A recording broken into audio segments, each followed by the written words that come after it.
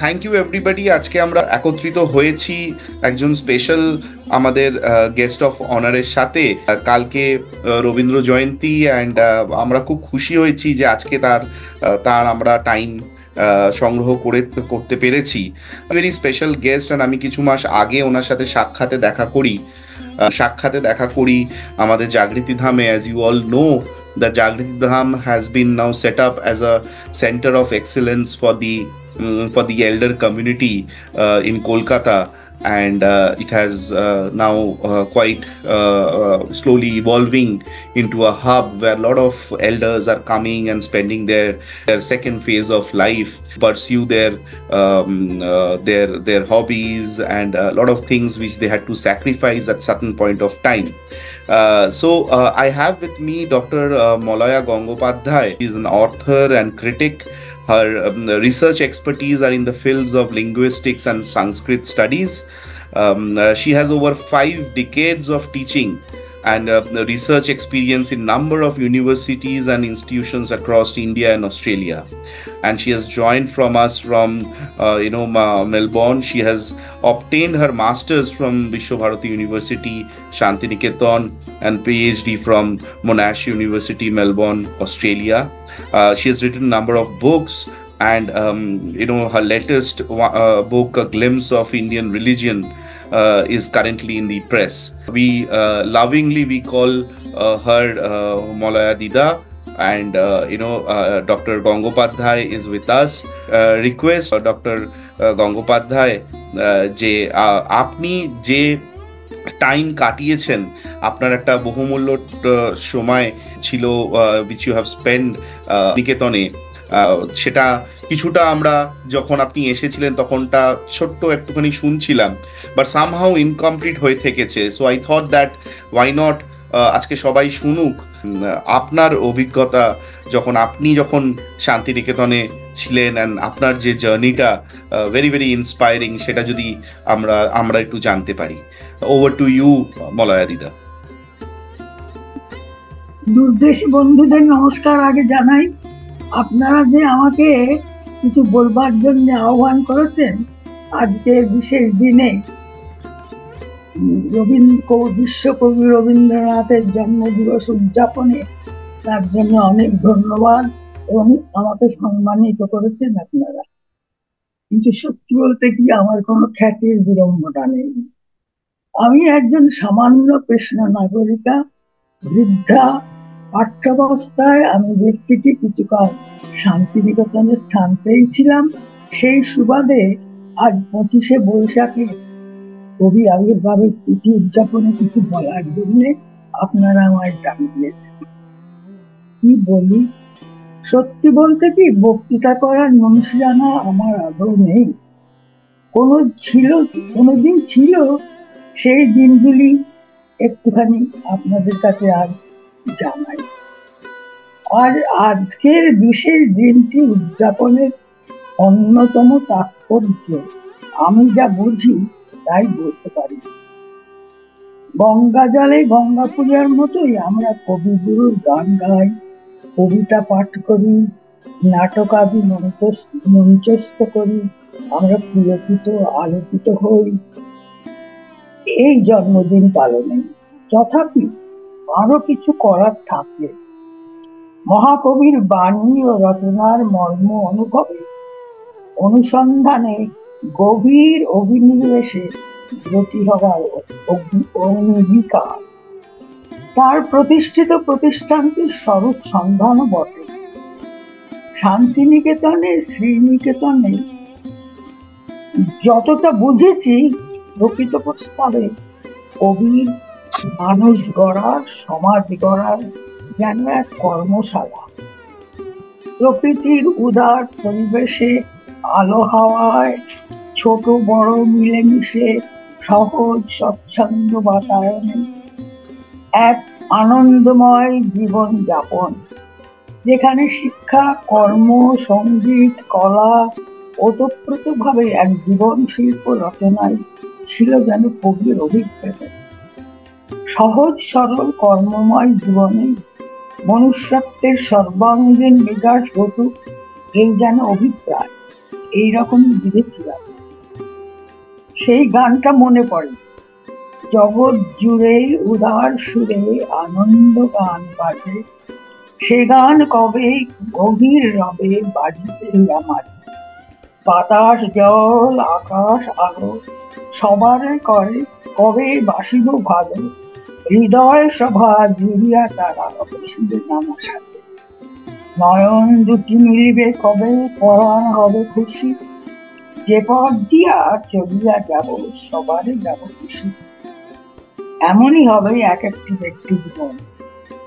স্থানটি নির্বাচন করেছিলেন কবির পিতা মহর্ষি দেবেন্দ্রনাথ। সাধন ক্ষেত্রের উপযোগী বিবেচনা করে নির্জন বিস্তীর্ণ এক প্রান্তর পাট্টা নিয়েছিলেন 1269 সালে, অর্থাৎ 1862 খ্রিস্টাব্দে, আজ থেকে 150 বছরেরও আগে। মহর্ষি সেই ধু ধু প্রান্তরে মাঝে মাঝে এসে তাঁবুতে বাস করতেন। তারই উদ্যোগে সে স্থানের কাপড় মাটি উঠিয়ে লাল মাটি দিয়ে ভরাট করে নানা ফল ফুলের গাছ লাগিয়ে স্থানটি একসময় রমণীয় হয়ে ওঠে। আর তিনি নাম দেন শান্তিনিকেতন।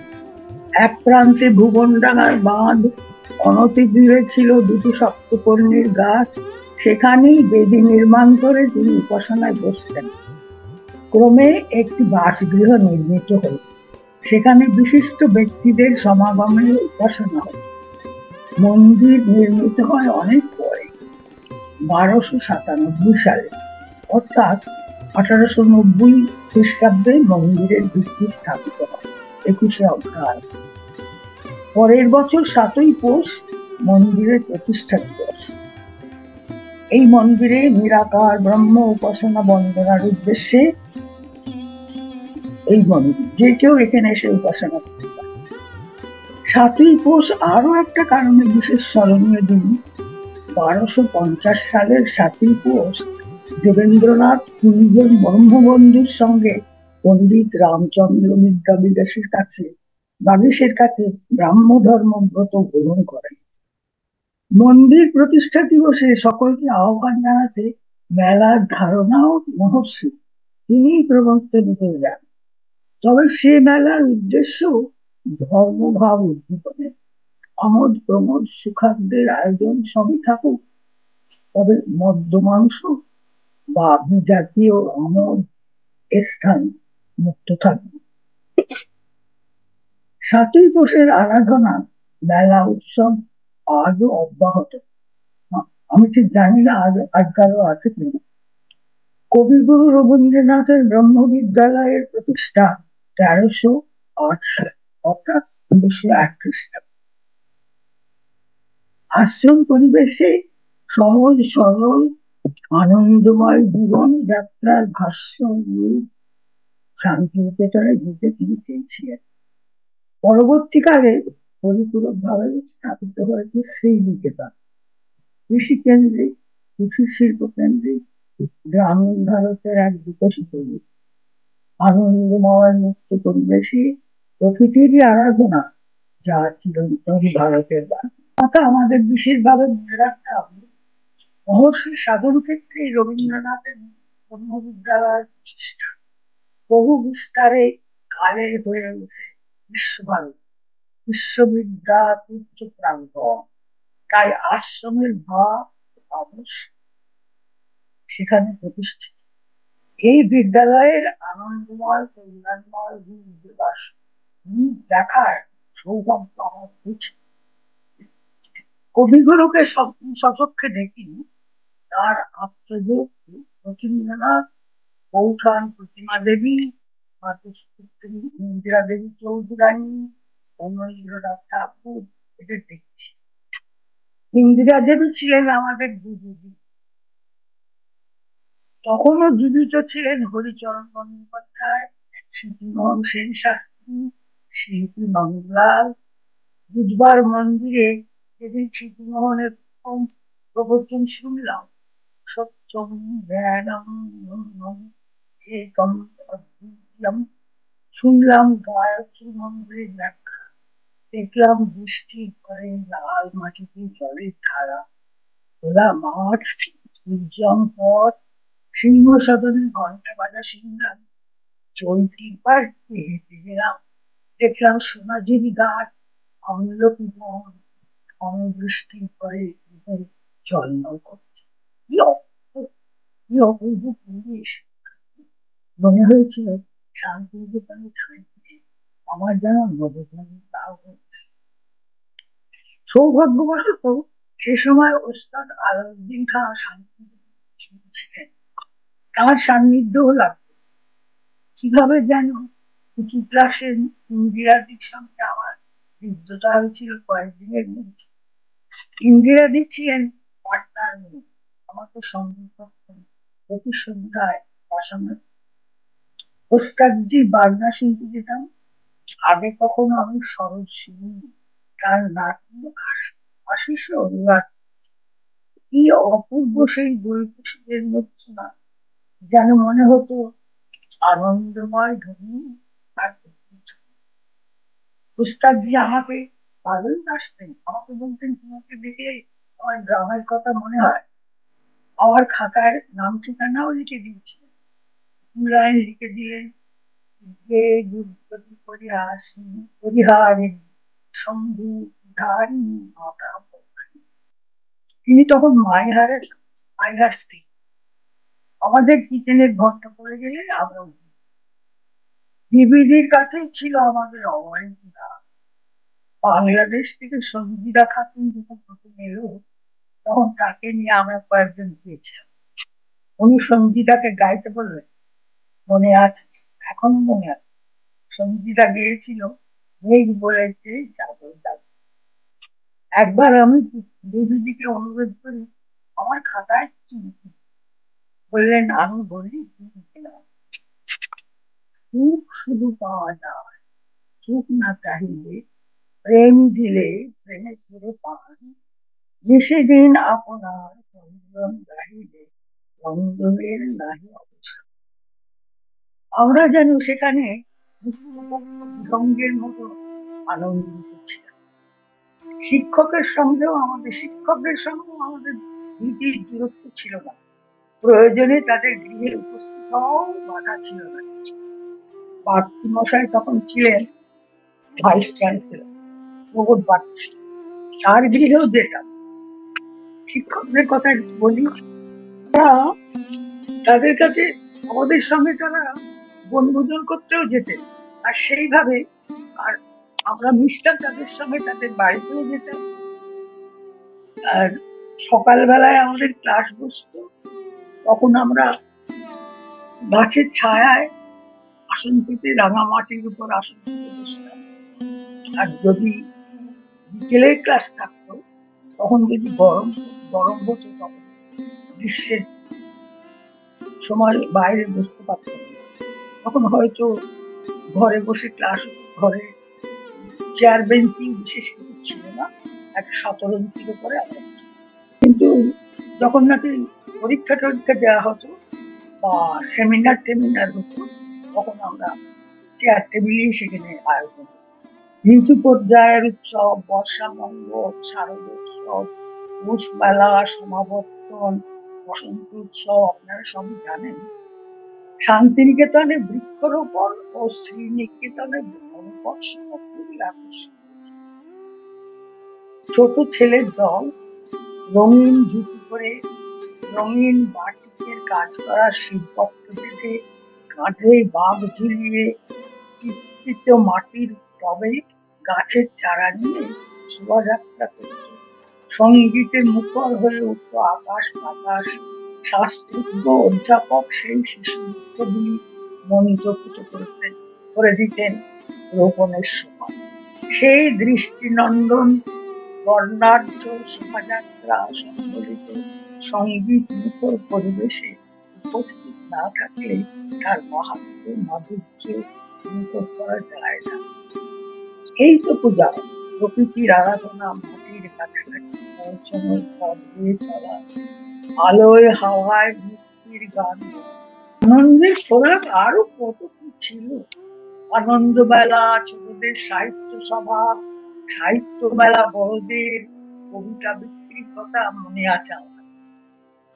কত যে উদ্ভাবনী শক্তি ছাত্রছাত্রীদের ছিল বলা যায় না। আমি একবার ছবি আঁকা, কবিতা লেখা কার্ড কিনেছিলাম অমিতার কাছ থেকে।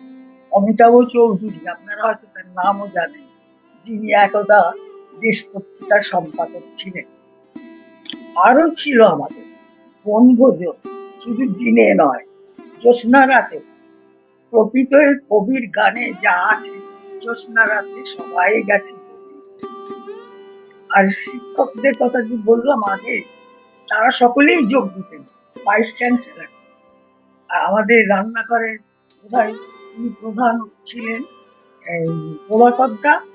প্রভাকরদা আমাদের সমস্ত জিনিসপত্র নিয়ে যেতেন, আর আমাকে ঠিক খুন্তি নাড়ার কাজে লাগিয়ে দিতেন। আর আমি যদি পাতা দিতে যেতাম, তখনই ভাইস চ্যান্সেলর আমাকে বলতেন যে তোমাকে ওই কাজ করতে হবে না, সে কাজ করবার অনেক লোক আছে, তোমাকে, তুমি আসবে, এসে পরিবেশন করবে, তাই করতে হবে। আর আমি কলা ভবনে সারা বছরই সঙ্গীত ভবন, কলা ভবনের নানা আয়োজন থাকতো। কলা ভবন একবার ক্ষীরের পুতুল মঞ্চস্থ করেছিল। যেমন সাজসজ্জা, তেমন চিত্তাকর্ষক দৃশ্যপট, যেন সত্যি গল্পটা জীবন্ত হয়ে উঠেছে। রাজা, রানী, বানর, পালকি, ষষ্ঠী ঠাকুরুন, শিশুর দল, ছোটরা খুব উপভোগ করেছে। বয়স্ক দর্শকদেরও বাস্তব জগৎ কিছু সময়ের জন্য বিস্মৃত হয়ে গেল। বিনয় ভবন একবার সংস্কৃত নাটক মঞ্চস্থ করে। মোহিত হয়ে দেখলাম। গৌরীদিকে ওই নাটকেই প্রথম দেখি, যিনি পরে গৌরী আয়ু হয়। আপনারা নিশ্চয় জানেন গৌরী দত্ত, গৌরী আয়ু। আর একবার দেখেছিলাম দেখা না দেখায় মেশার এই বিদ্যুৎ লতা, এই গানের সঙ্গে 3টি মেয়ে নেচেছিল। আমাদের সঙ্গে পড়তো শিবানী, ওর কোন শিক্ষার নামটা, ওর বোন শিখার নামটাই আমার মনে আছে, অপর দুজনের নামটা আর মনে নেই। সুরে, তালে, লয়ে যন্ত্র সঙ্গীত ঝঙ্কৃত হয়ে উঠল, সুললিত কণ্ঠ মিলিত হলো, চকিতে আবদ্ধ হলো মঞ্চে 3টি কথা।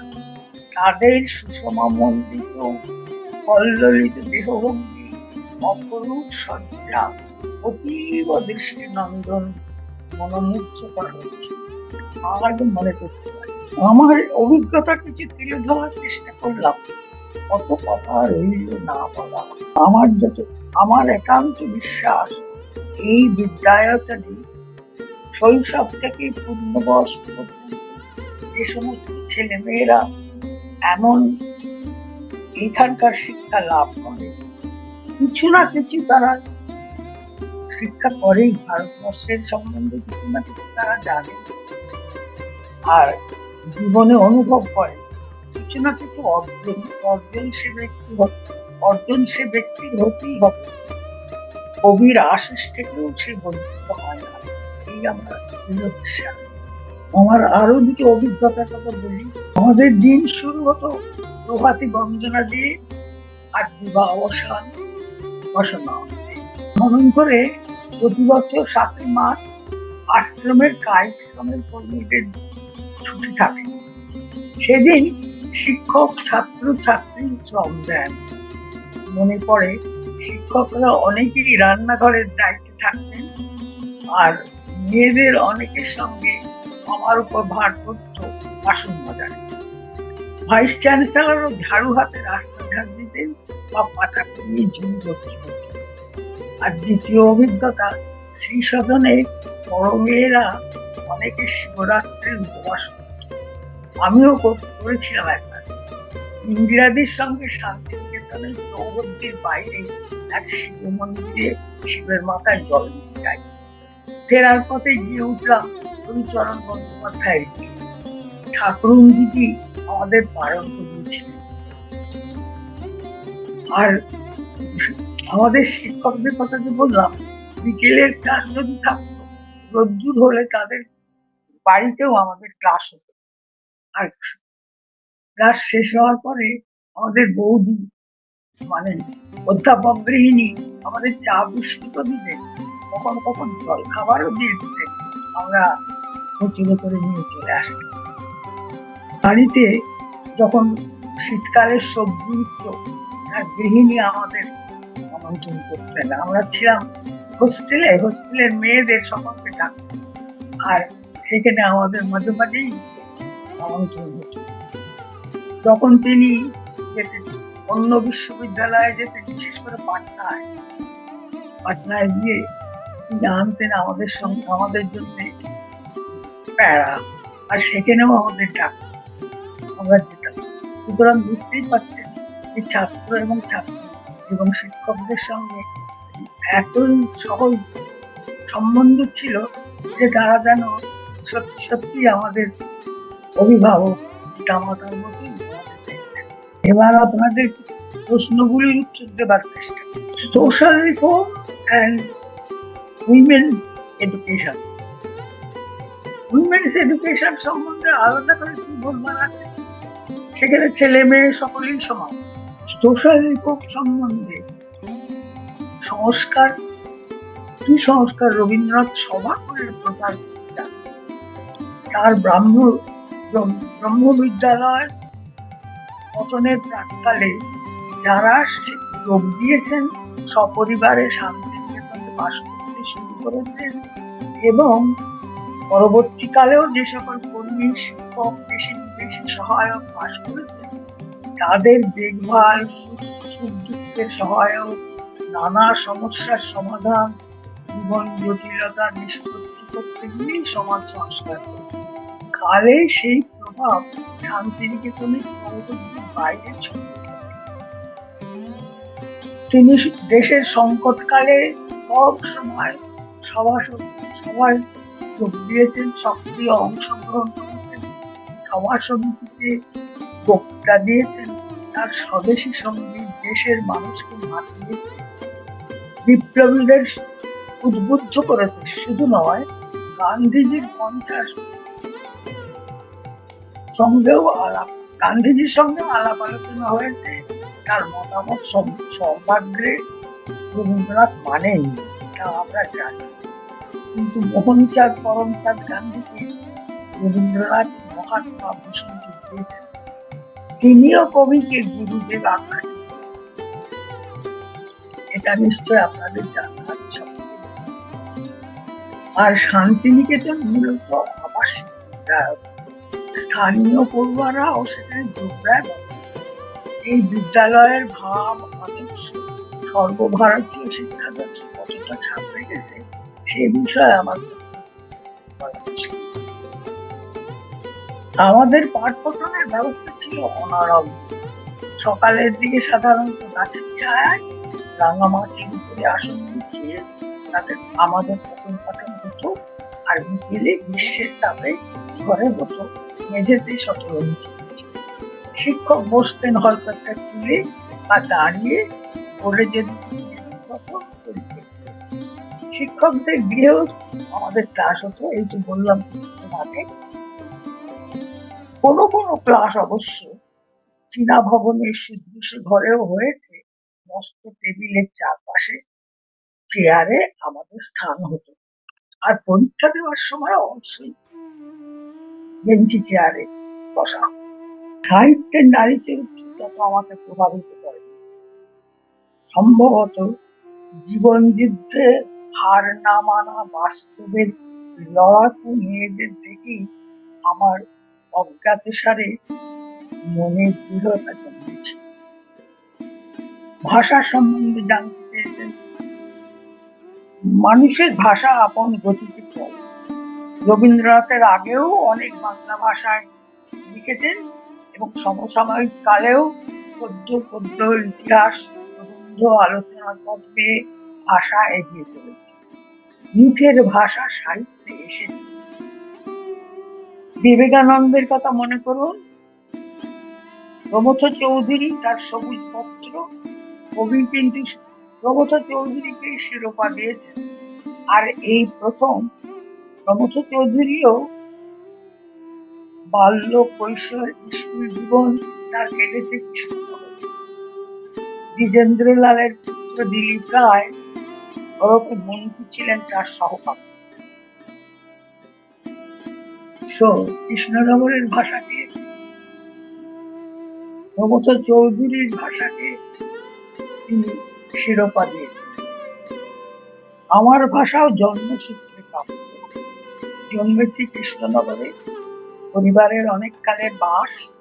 তবে দেশ ভাগের পর বহু পূর্ববঙ্গীয়দের আগমনে ও গ্রামের মানুষের শহরমুখী ঢল নামায় ভাষা নিশ্চয়ই পরিবর্তিত হয়ে চলেছে। রবীন্দ্রনাথ একজন ভার্সেটাইল জিনিয়াস। তিনি তার romantic poetry, spiritual insight, Indian ন্যাশনালিজমের অবদান আরো অনেক কিছুর জন্য রবীন্দ্রনাথের এই বিভিন্ন দিকগুলির মধ্যে কোনটি আপনাকে সবচেয়ে ডিপলি নাড়া দেয় এবং কেন আপনার কাছে তা এত তাৎপর্য? এটাও তো এর উত্তর তো দেওয়া খুব মুশকিল। সবই আমার ভালো লাগে, সবই আমাকে নাড়া দেয়, তবে সব থেকে বেশি নাড়া দেয় তার সঙ্গীত। This world is leaving to me, intimately close to my life, permeated by a subtle touch of kinship which enhanced the value of my own being. The invisible screen of the commonplace was removed from all things, and their ultimate significance was intensified in my mind. I felt that I had found my religion at last, the religion of man, in which the finite became defined in humanity and came close to me. The same stream of life runs through my veins night and day, runs through the world and dances in rhythmic manner. এটা religion of man থেকে নেওয়া। এর সঙ্গে পূজা পর্যায়ের দুটি গান মনে করুন। কবে আমি বাহির হলেন তোমারই গান, সে তো আজকে নয়, সে আজকে। ঝর্ণা যেমন বাহিরে ধায়, জানে না সে কাহারে চায়, তেমনি করে ধেয়ে এলেম জীবন ধারাতে। পুষ্প যেমন আলোর লাগে, না জেনে রাত কোথায় থাকে, তেমনি তোমার আশায় হৃদয় আছে। আর একটা, যে আনন্দে গড়া আমার অঙ্গ, তার অন্ত নয়, তার অনুপর মানুষের ওটার অন্ত নাই। সে যে প্রাণ পেয়েছে পান করে যুগ যুগান্তরের ভুবন কত ধারায় ওটার অন্ত নাই।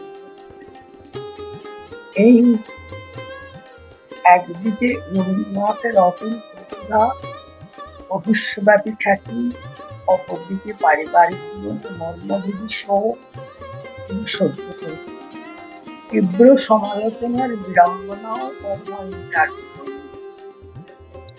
এই ঋষিকল্প কবি মনীষীর উদ্দেশ্যে প্রণতি জানিয়ে আমার পালাটা শেষ করি। আশা করি আমার আপনাদের জিজ্ঞাসার উত্তর শুনতে পেরেছি, খুব ভালোভাবে না হলেও মোটামুটি, এবং আমার শান্তিনিকেতনে থাকার সম্বন্ধেও আপনাদের কিছু বলতে পেরেছি। এখন এই মহাকবি নিষ্কল্প কবি মনীষীর উদ্দেশ্যে প্রণতি জানিয়ে আমার পালাটা শেষ করি। ধন্যবাদ, খুব ভালো লাগলো আপনার আপনার এই ছোট একটা জার্নিকে আপনি তুলে ধরলেন।